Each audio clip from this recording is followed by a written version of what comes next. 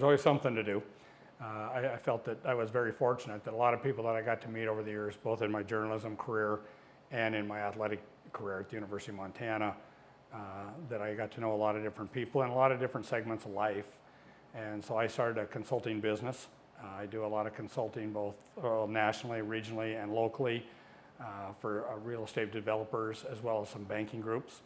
Also in a couple partnerships with people. We work with some merger and acquisition things in the Pacific Northwest and the Denver and the South Dakota areas and some of those. So that, and then I still do a little bit on intercollegiate athletic side. I do some consulting for a group out of Atlanta.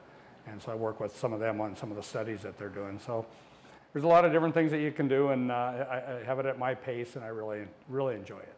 Well, that's what I was going to ask, if you were still involved with sports, so maybe can you expand a little bit on what it is you do with the collegiate athletics? Yeah, a lot what I do, I help them, and it was a group that did our study when we had one at the University of Montana in 2009, 2010, to see how you match up with other schools of like sizes, what you should be doing. At that time, there was talk about the WAC coming after Montana and looking at us, and we wanted to have a clear picture of where we stood. And so we used this group out of Atlanta. I really enjoyed working with them. I thought they provided us with some great information. I thought it was very valuable. Still somebody who really believes that athletic departments that are really the leaders in the profession at all levels should probably continue to do this every 7 to 10 years, just to kind of get a feel for where you're at. Are you in the right places? Especially, schools that are at the FCS level, maybe Division II, one of those levels that are maybe looking, should we be doing something different? And so I do some work with them. Primarily the things that I do are on the Western United States, but I was fortunate enough to do some stuff with the NCAA when I was athletic director at the University of Montana in the selection committee and stuff, to get to know a number of different people and to see how their athletic departments were run. So obviously Montana didn't make any moves and hasn't made any moves, but I mean, what are some of the things that these universities look at that you guys are looking at to maybe recommend a move to a bigger conference? I think the biggest thing you see is everybody notices that there's going to be huge expenses, and the expenses are going to continue to climb. But one of the things that you also have to look at are what are the revenue potentials. In today's world, revenue is driven a lot through television and things like that. Ticket sales, we were always very fortunate and continue to be fortunate at the University of Montana and at Montana State, where we draw good crowds to our primary events where you have big crowds in football, men's, women's basketball. So we've been very fortunate in that, but if you're some other schools, maybe you don't have those kind of numbers. But television is what separates everybody. And also the money from football. If you look at the Bowl Championship Series and the way it is right now, I mean, there's big dollars out there. But even for the schools that are playing in the Mountain West Conference and some of the smaller schools that are playing not in the Power 5 conferences, but the others in the Group of 5 or whatever, they're still getting money. And that money is helping you pay your bills. You mentioned how lucky we are to have big crowds. We're recording this Friday before Cat-Grizz doesn't get a bigger crowd. As the athletic director at one of these schools, what are some of the preparations that go into an event like this that maybe those of us in the media or on the outside don't understand as far as the workload goes for you guys? I remember years ago it used to be, the Grizz-Cat game or homecoming, they were the big games at the University of Montana. Well, anymore you've got 25, 26,000 people at almost every game. So a lot of the things are very, very similar. You are pulled in a lot of different directions because of the number of people that are in town that want certain people at certain events. So that's probably the biggest thing. Other than that, it's kind of business as usual. The people that work in those departments work extremely hard, a lot of long hours. A lot of time away from their families, but they love it. They do a great job. We're very fortunate in Montana at the two schools because they really do a great job. What's it been like for you these past 6 years to be, kind of stepped away, removed from it, and to be able to watch what UM and MSU are doing? I see the challenges, but I also see the challenges across the country. I was very fortunate again to get to know a number of athletic directors across the country, many of them that were at the FCS level, and some of those people who have moved on to bigger schools. And the problems are the same. It's all about how do we create money. There never seems to be enough money. People don't understand how expensive it is, but when you start to add up the bills and you look to see what it costs to run a football program with 100 student athletes and the number of coaches you have and the support staff you have and the equipment you pay and the insurance you pay and the flights you pay, it's a very expensive venture. And that continues to go up. Every day you see prices are going up for something. Your utilities are going up. Everything you're doing is going up.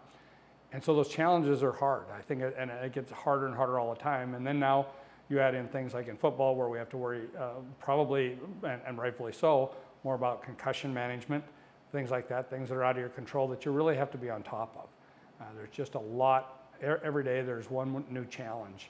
And so from the outside looking in, I feel for those people. I sometimes think it's maybe a younger person's sport to be in those spots because you got to have a lot of energy because you have a lot to do. And again, in an administrative role, such a big part of it, the big key is raising funds. When you look back on your time as the director of athletics at Montana, what's your biggest takeaway? What do you fondly remember? What are some of the things that you don't fondly remember? You know, there was a lot of good times. I would never trade the times that I was able to be at the University of Montana. I was there from 1998 through 2012. We had some great runs, almost unrealistic. I remember Joe Castiglione at Oklahoma, and we would talk, and he would say, "Do your fans have any idea what you guys are doing?" And I said, "You know what? They have known no different." We were continuing to win. You know, in our rivalry, we had won 16 straight years against Montana State.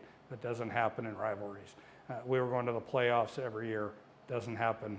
You know, I mean, we were very fortunate. And then to be able to hold other programs, the men's and women's basketball, and the other programs that we had, they were so competitive. To go after President's Cups were, you know, hard. Those are all hard things to do. As far as some of the great things, you know, I remember in basketball when we beat Nevada and we were on the big stage. You know, you think you are in football a lot. Maybe not so much as you are with the men's basketball tournament when you win a game, because you get the national exposure from everywhere. Another one that I always remember, the game with Appalachian State in the snow on that Saturday afternoon, had one of the highest ratings for a football game at the FCS level ever. Actually, I think they told us the ratings were very similar to what Notre Dame, Michigan had that year. So it was very unreal that you don't get at this kind of level, and it certainly helped, I think, the recruiting at the University of Montana. Playing in national championship games in football. But, you know, there were other things. You know, we won some championships in golf, Big Sky championships in women's golf and tennis and things like that are extremely hard at the University of Montana. And so you take great pleasure in that. What was your reaction when they decided to bring back Bobby Houck as the coach? I was thrilled. You know, Bobby does things the right way. I was able to be around Bobby a lot when, you know, he was really a green coach and really learning the trade. And you just see how far he's come. He's come so far. And I love being around Bobby. I think he's got that drive and desire. The one thing that he has, he gets great respect. I remember kids that were on the football team, and at the time, you know, they couldn't say anything nice about him. Now you see those same kids and they want their kids to play for him. What a great compliment, and people do want to play for Bobby Houck, and he does things the right way. And you mentioned men's and women's basketball as kind of the other two big sports. Obviously a lot of change with the Grizz and Lady Grizz. To watch somebody like Wayne Tinkle move on, and then to see Travis DeCure to have that success, what's it been like kind of be able to watch those two careers build? Well, I was fortunate in that when I first came, you know, we'd had the Blaine Taylors and the Pat Kennedys and stuff, but I also got to spend a lot of time with Larry Krastoviak. Larry, I still believe, is one of the best bench coaches in America. He does an amazing job, and the proof's in the pudding. We can see what he's doing at Utah, and then to see, you know, Wayne be able to get that job. He's doing a great job at Oregon State. It's fun to watch his son Trace and how well he's playing at Oregon State. And, you know, Travis has taken so much of all the things, all the places he's been, with all the coaches he's been. Just a very well-rounded coach. I watch him grow game by game. I watch the way my seats are right, not too far, you know, behind him, and to be able to watch the way he teaches, and he's a great teacher on the court, very in control. He knows what he wants done. Not many schools are lucky to have someone like Travis running their men's basketball program. Do you still have any relationship with UM? Yeah, you know, I stay in touch with, you know, a lot of the people that are there are people that work for me. So it's a lot of the same people, but you know, I go to the games, especially football and men's and women's basketball are the ones that I see most, because those are the ones I know most of the people. but I see a lot of the staff. I see them at all different things. So, you know, again, I know how hard they all work. I know how fortunate I was to be able to work with them, because you couldn't do it without all the things that they did. And then last question for me, and you can add on anything afterward, but your name doesn't come up a lot in my conversations, but when it does, nobody has a bad thing to say about Jim O'Day. It seems like you've built relationships across this state, and everybody has nothing but good things to say about you. What is it about this state and the relationships that you've been able to build that's kept you here this so long? Well, you know, I grew up here. I'm from Cut Bank. I was in a small town for a number of years. Came to the University of Montana. Actually, when I came in to the University of Montana, it's the first time I'd ever been in Missoula.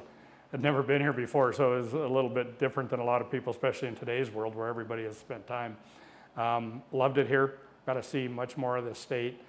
You know, every part of this state has something unique. But the one thing that stands out together is that the people are great. They're true people. They believe in you. They stick with you. It's a, you know, and in the business world, I see this, and you're trying to explain this. I used to try and explain this in athletics. I said, Montana's very unique, and you really have to get to know people because they can read right through you. And if there isn't anything better than that, that's why people love to be around the Montana people, no matter where you go. I remember when we go into the NCAA basketball tournament, we did all these things. Everybody wanted to hang with the Montana people.